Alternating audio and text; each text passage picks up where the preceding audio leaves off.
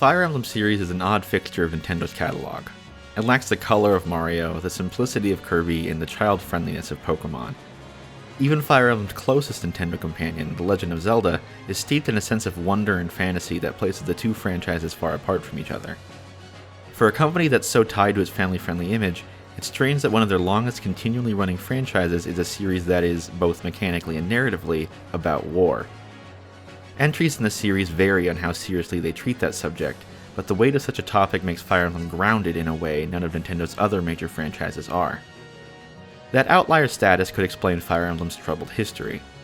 The first 6 entries were never released outside of Japan, and most of the world's first exposure to the series was the inclusion of Marth and Roy in Super Smash Bros. Melee. Perhaps due to that bump from Smash Bros., when the games finally did start releasing in other countries, they managed to attain moderate success. Not success on the same level as Nintendo's big hitters, but enough to guarantee a future in international markets. Above all else, the success was enough that Intelligent Systems, the creators of the series, were convinced to make a full-blown 3D RPG for the GameCube. It was a gamble that seemed too risky with the Japanese market alone, but the extra sales from around the globe could fund it. Fire Emblem Path of Radiance would not just be the first console entry since the days of the SNES. It would also tweak established mechanics and shift the story's focus from nobles and royalty to common folk and soldiers. If it worked out, Path of Radiance would be the next big step for the Fire Emblem franchise. Unfortunately, not all gambles pay off.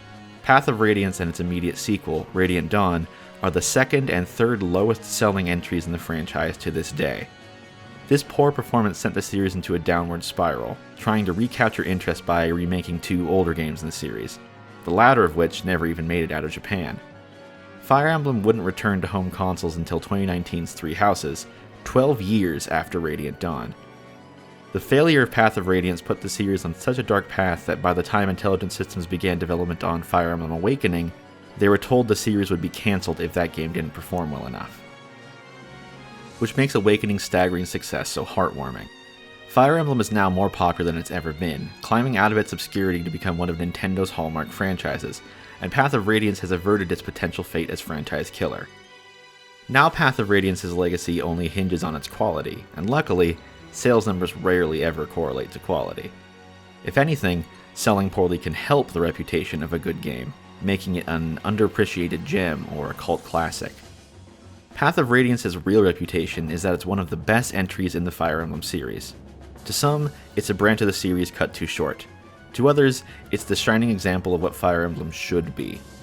To me, Fire Emblem Path of Radiance is the ultimate form of the series' original formula, a victory lap before Awakening's revival would take the series in a new direction.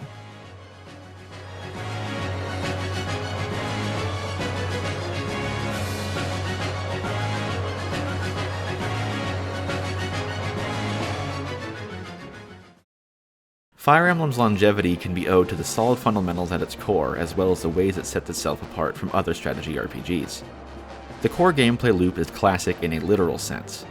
Turns playing out by moving units on a grid is a formula that goes all the way back to the 1800s with the invention of the first tabletop wargames. Fire Emblem doesn't need to do much to make that concept engaging, choosing to overlay JRPG inspirations on fairly basic wargame mechanics. Units aren't faceless and replaceable, each are unique characters with unique capabilities. Characters gain experience in battle and can be outfitted with different equipment to further diversify themselves from the rest of the group. Those JRPG additions are the core concept of many of the most popular strategy RPGs, from Final Fantasy Tactics to Tactics Ogre, but in comparison to those games, Fire Emblem is simplistic. That's not a criticism, that is the series' strong suit.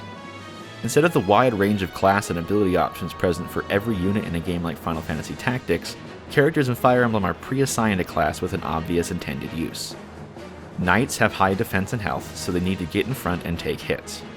Pegasus Knights are highly mobile and deal good damage, but can easily die in a single hit, making them good for eliminating lone enemies or hit-and-run strategies. Mages are also squishy, but can bypass the defense of the toughest units, making them ideal tank busters. There are around 20 types of units at the player's disposal in Path of Radiance, each with similarly clear utility. The straightforward nature of each class pairs with the straightforward nature of the game in general. 9 times out of 10, Fire Emblem's missions boil down to kill all the enemies before they kill you. Even if the stated objective is something other than eliminating the enemy, it's often best to kill everyone first anyway, and there aren't many options available at any given moment other than do damage or heal. Decision making boils down to, can I kill this enemy without getting my unit killed? If yes, kill enemy. If no, find other enemy where the answer is yes. Fire Emblem's simplicity gives it a breezy pace that other strategy RPGs lack, letting turns where you control 12 units pass by quicker than some games where you control 6. Of course, if truly all there was to the game was hitting things and not getting hit, there wouldn't be much strategy at all. That's where Fire Emblem's two core mechanics come into play. Some units use spears, some use swords, but if it's all just dealing damage, then why does that matter? The weapon triangle is why. It's a simple rock, paper, scissors mechanic, and if your unit's weapon type beats the enemy's, you get an increase to damage and accuracy. Vice versa if you're the one with a disadvantage. Swords beat axes, axes beat lances, and lances beat swords. The bonuses and penalties are enough to affect your strategy, but not so much that it completely decides each encounter. It also makes units that don't use those weapons, like magic users and knife-wielding thieves, have more universal applications since they can never be at a disadvantage. The weapon triangle complicates things the perfect amount, forcing some consideration without interfering with the game's quick pace. The other mechanic Fire Emblem uses to spice things up is perhaps its most famous: permadeath. Since it's an RPG in addition to a strategy game, all of the many units at the player's disposal are named characters with unique art and distinct personalities. This increases the attachment to each unit, driving the urge to see them grow mechanically and learn more about them narratively. And if you do happen to miscalculate and let one of their HP reach 0, they will die. Permanently. They don't simply retreat and heal up in time for the next chapter like most other games in the genre. They're dead. Their story ends there, and you have one less unit at your disposal for the rest of the game. There's an exception for characters who are vital to the plot, but even if they don't die in the story, they still become unavailable as a unit. It could be said that this is the harshest penalty a game could give a player. A game over just means they have to start over. The permadeath mechanic means the player has to continue with less than they had before. If players don't take care of their units, it could easily lead to a death spiral where they lose too many units to keep the ones they have alive, soft-locking their save file. More than anything else, this is how Fire Emblem forces the player to strategize. It may be a simple game of damage numbers, but if you aren't paying attention, you can easily lose a vital unit. Even with permadeath though, Fire Emblem tends to be a more laid-back experience than most strategy games. On normal difficulty, it's not too hard to get through each map without losing anyone or taking too much time. Lots of the game's difficulty is on a meta level, how to clear each map while optimizing the growth of your party. Engaging in a battle earns a bit of experience for a unit, but the best way to level up is by landing a killing blow. You could just let anyone on your team get the kills, but that'll lead to a group of uneven strength. You could look to hyperlevel just a few units to carry you through the whole game, but the higher level above the enemy a unit is, the less experience they gain from killing them, limiting their prospects of growing beyond the others. All that means that the ideal way to play is letting every unit get a piece of the action, in the hopes that your whole team stays at a comparable level. Speaking personally, this is my favorite aspect of Fire Emblem, trying to balance strategic necessity with risky moves to level up the characters I want. This struggle to level evenly is no more apparent than in the villager archetype of units seen throughout the series, units that join the party at a level far below the others and offer no real utility at the start. Leveling them up takes extra care to leave enemies battered enough for the villager to finish them off, but also making sure they're isolated enough they won't be one-shot by another enemy. The reward for leveling these characters is usually the strongest unit in the game. Their stat growth is so high that, by the time they do catch up in levels, they outclass everyone else. On top of the management metagame, missions also tend to offer simple side objectives the player may compromise strategy to attain. These can be things like visiting a village to get an item or having a specific unit kill a specific enemy to see some secret dialogue. The most common of these secondary objectives is recruiting new allies. Many missions will have a new character on the map waiting to be convinced to join your party. Doing so usually requires your main character to use their turn to talk to them, but sometimes a different character is needed, or some other event needs to happen first. The most difficult characters to recruit are the ones who are on the enemy's side. They act like any enemy would, attacking your units on their turn. If you don't reach them with the right character fast enough, these potential recruits can get themselves killed by your allies' counterattacks. Because of this, recruiting enemy units on the maps where they're available usually takes precedence over everything else. All of these side objectives, even leveling the party evenly, are optional. None of them are required to beat the game. Fire Emblem's strength of the series comes from its ability to delicately overlay things the player may want to consider in their strategy on top of straightforward wargame elements without getting in the way of those elements. Almost all Fire Emblem games rely on this fundamental design. Path of Radiance is no exception. The primary reason it stands above the others is the way it disregards the similarly standardized elements of Fire Emblem narratives. The series traditionally focuses on royalty leading their nation in a war against an evil empire of some kind. People of different backgrounds always join the group, but the focus of the story stays firmly on the people at the top of the social hierarchy. Not only does Path of Radiance instead highlight commoners, it treats the concepts of royalty and nobility as burdens at best and evil at worst. The root of that outlook is the protagonist, Ike. The son of the legendary mercenary Grail, Ike wants nothing more than to join his father as a warrior. In that way, Ike starts the story much like many JRPG protagonists, a naive but eager go-getter who wants to prove himself. Even if the writing in the early chapters portray him as such, Ike never leaves that impression. His portrait looks too determined and capable to seem like a foolish young kid. Instead, Ike appears to be dead set on doing right by others from the very beginning. That proves to be his defining trait. When his father is killed, Ike is forced to become the leader of the Grail mercenaries. A good deal of his character arc is about him coming into his own as a leader, but honestly, Ike gets accustomed to it pretty quickly. He's clearly a natural. What makes Ike such a good commander is his belief that everyone is equal. The story takes him across the whole continent, meeting the most important people in society, and he never treats anyone with special reverence. In fact, he develops a bias against nobility over the course of the game. The kings and queens Ike meets receive the same respect he gives everyone, but he quickly learns that those in power tend to disregard those they consider beneath them. Ike never hesitates to speak his mind, no matter where he is. If he hears the Empress of a nation say something callous about others, he'll call her out right away.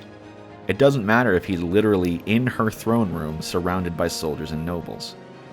At every turn, Ike demands everyone gets the same respect he gives everyone by default. It makes him endlessly endearing. Ike is a hero, but not in the way some fantasy characters are heroes for slaying monsters or saving the princess.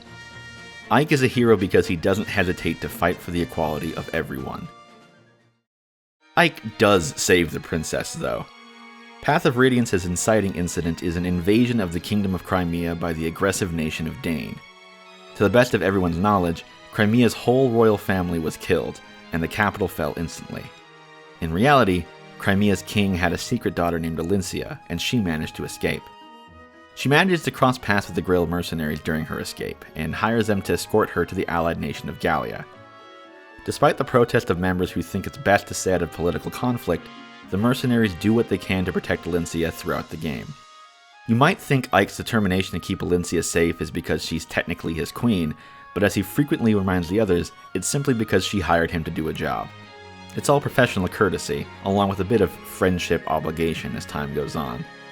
Alincia functions as something of a mirror to Ike, as she similarly struggles to accept her new position of leadership, but she's rarely the one who drives the plot. She chimes in during the most important conversations, but her role in the story is more an object to protect than a person making decisions. Perhaps it's a bit problematic to sideline and objectify the woman the story is ostensibly about in favor of highlighting a man, but that tinge is dulled a bit when you consider the fact that focusing on Ike over Alincia is positioning a common soldier as equal to a princess in importance. Upon reaching Gallia, the true heart of the game's story comes into focus. Gallia is home to the Lagoos, a race of humanoids who are able to shift into animal forms. There are many types of Lagoos, but Gallia's beast Lagoos can turn into lions and tigers. A deep racial divide has always separated the continent of Tellius. Nations consist either entirely of humans or entirely of Lagoos. Humans have a long history of killing and enslaving the Lagoos, branding them as subhumans and savages. Lagoos reciprocate that hatred, but from the justified perspective of the victim. The only place with any semblance of peace between the two races was Crimea. Alincia's father had made strides to quell the hatred and discrimination in his land, and even managed to make Gallia a trusted ally. That effort was used by Dane as a way to justify their senseless invasion, like they needed to punish some kind of cultural degeneracy.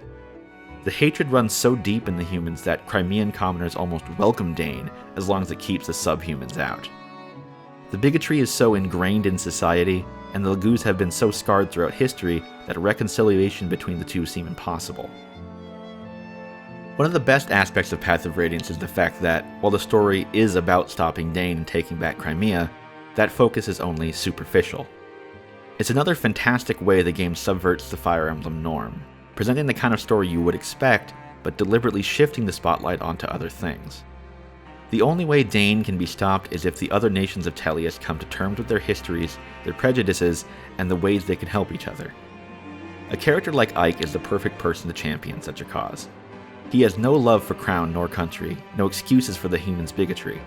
He simply sees the inherent humanity of the Laguz upon his first interaction with one, and instantly begins to demand others do the same. In fact, racism against the Laguz is one of the primary reasons he grows a distaste for royalty.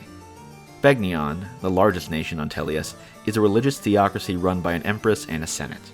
In the past, Begnion openly practiced Laguz slavery, and even burned the forest home of the Heron tribe, leaving only a handful of them alive.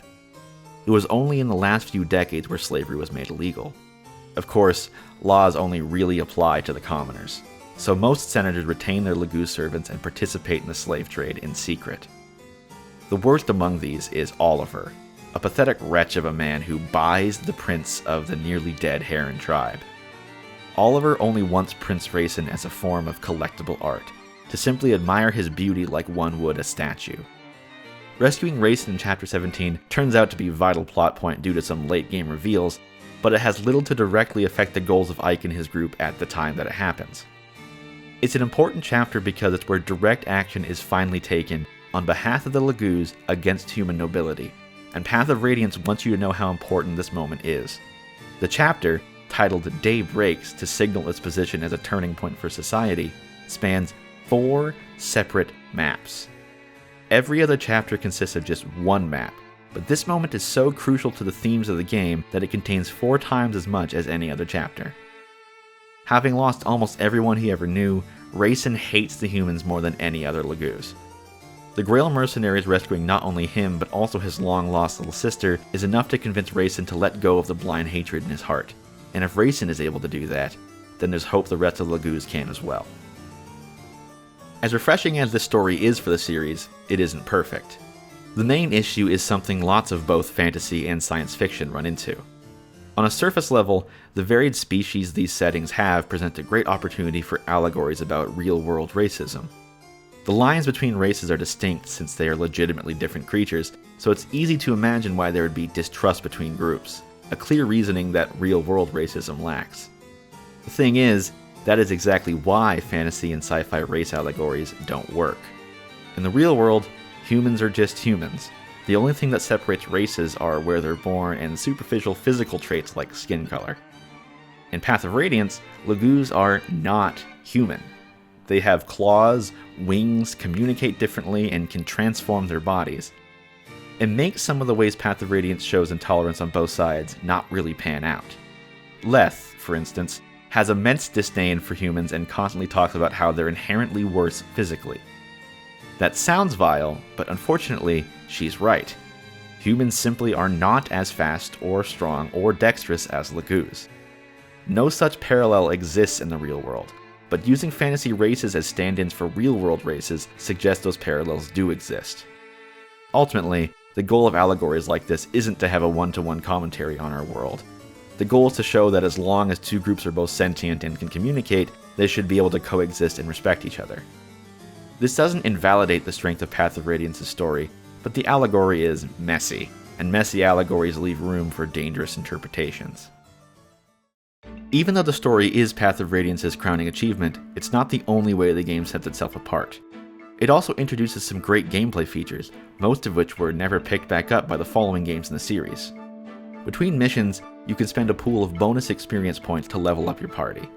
You can add to this pool by performing well in missions, generally by completing them in as few turns as possible, or sometimes by completing a chapter with some extra criteria.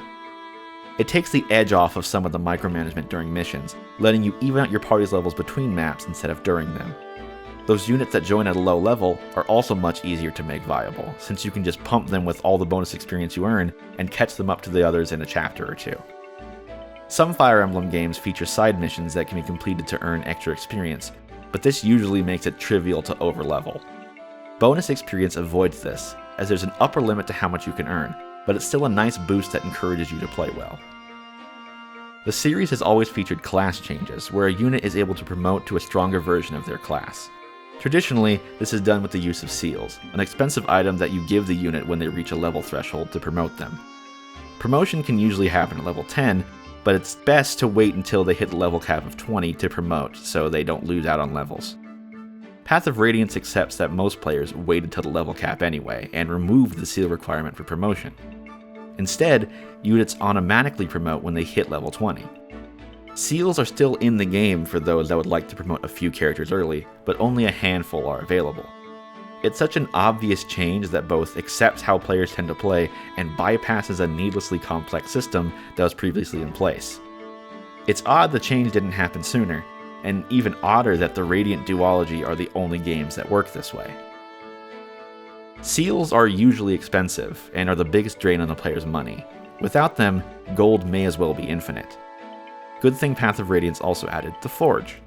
Once per chapter, you can make a custom weapon for one of your units. They can be the most basic iron weapon or a high-end silver one.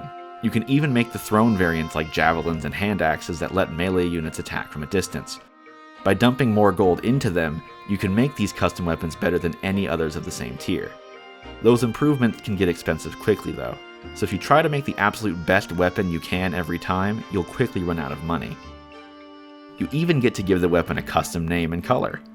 The different colors can look pretty goofy, the more vibrant ones looking more like toys than deadly weapons, but it's a really fun way to further customize your team and make them feel really unique. Another famous Fire Emblem mechanic that Path of Radiance tweaks is the support system. Many RPGs let you talk to and get to know your companions. It's often a favorite aspect of games like Dragon Age and Mass Effect, and it's a major factor of the success of the Persona series. As enjoyable as that act of discovering more about a character by talking to them is, you only get to know them from the singular perspective of the player character. Fire Emblem support conversations have the unique advantage of letting you see your party members talk to each other. When the support conversations are at their best, they can give a more well-rounded impression of a character, seeing how they interact differently depending on who they're talking to, who they choose to divulge their secrets to, and who they prefer to keep a casual relationship with. In other series entries, building these supports is another of those side objectives in a mission. Units have to end their turn right next to each other to increase their support level and unlock the next conversation. It can be fun trying to make that happen as much as possible, but it does mean you tend to pair off or cluster your units together. Path of Radiance once again opts to go with the more obvious solution. As long as the characters are deployed in the same mission together, they will increase their support. Not only does that offer more freedom in positioning units, it also lets characters build their support with more characters at once. It's fun cross-referencing who can gain support with who, crafting your team for a mission based on who had the most overlap in support conversation, and maximize support growth. Theoretically, that would be fun anyway.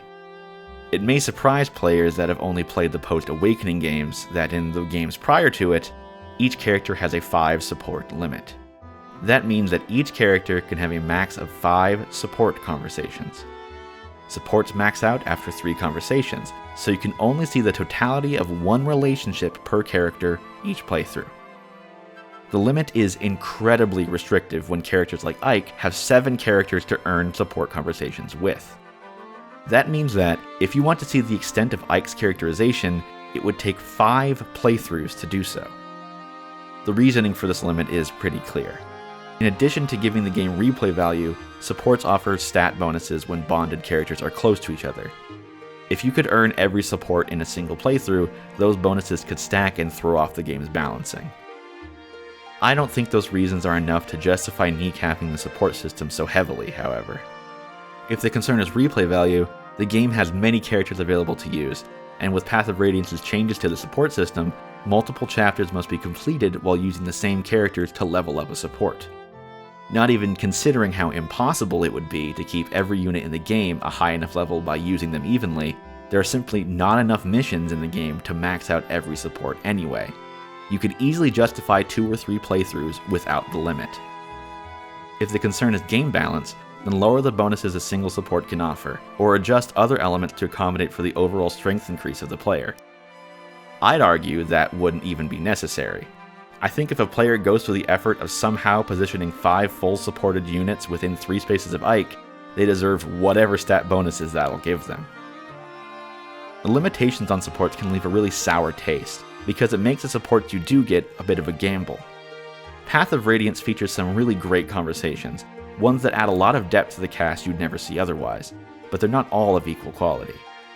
It's totally possible for a player to, let's say, decide to use Mordecai's max rank support on Ilyana because they both seem cool, only to find that Ilyana never has anything going on besides the fact she eats a lot, even though she's so tiny and frail. How wacky is that?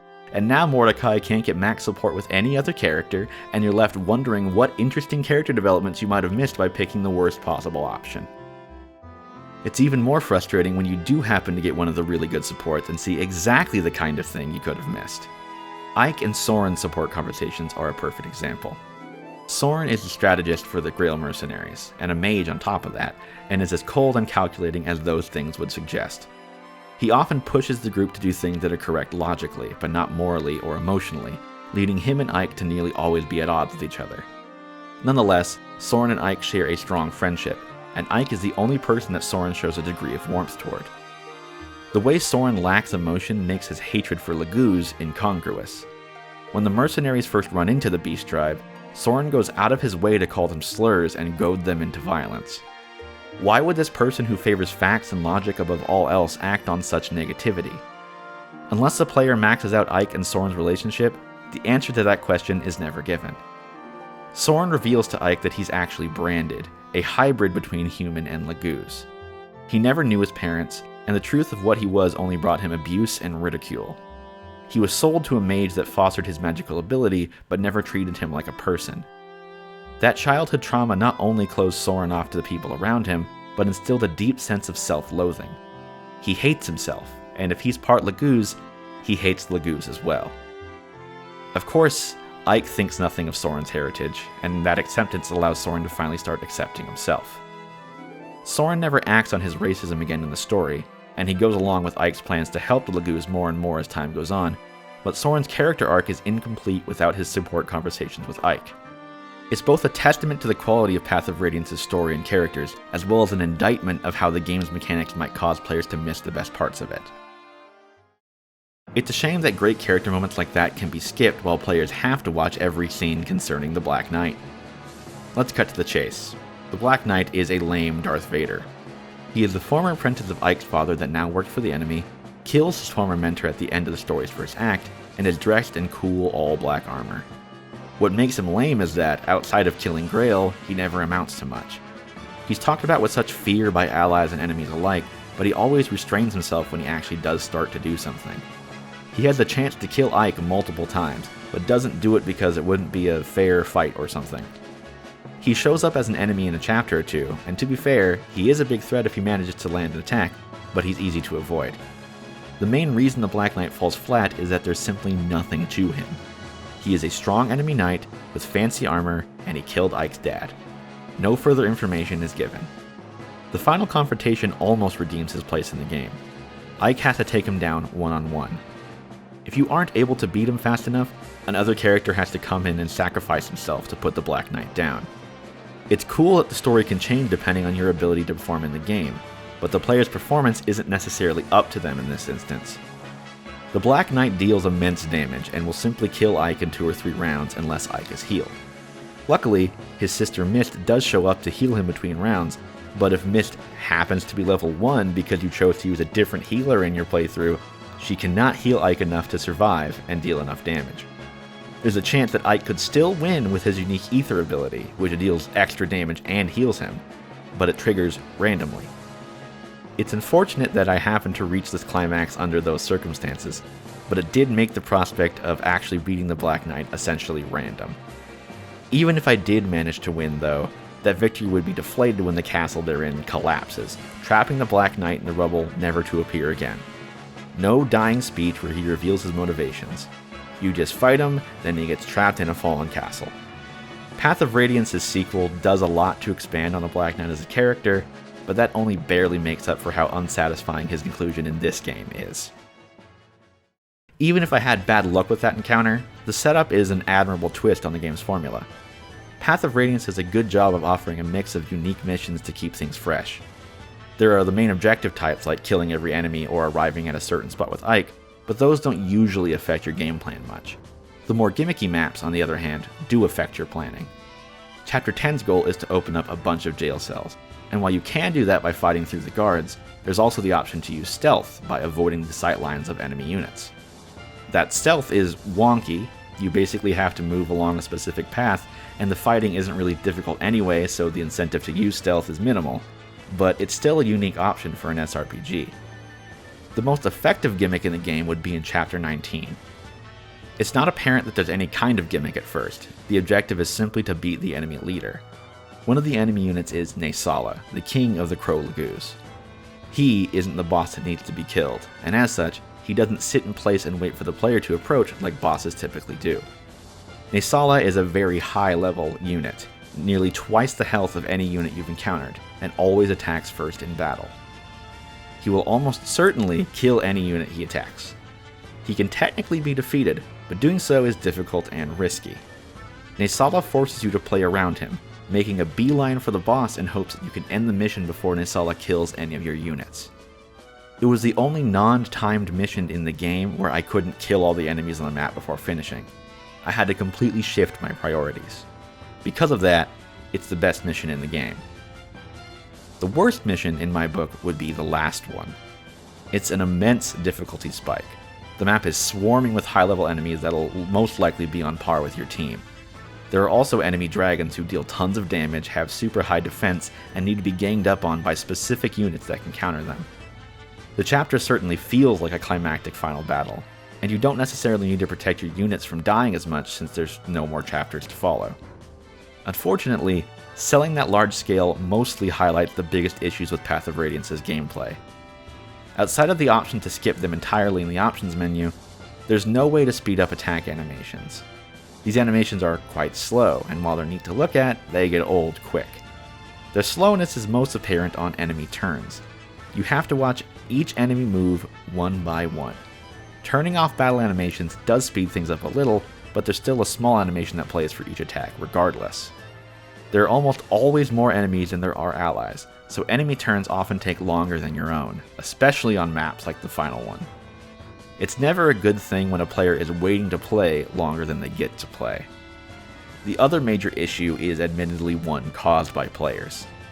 Because permadeath means losing a unit severely affects your army, as well as causes you to lose a character you might be fond of, it's common behavior for Fire Emblem fans to restart a chapter if any of their units die.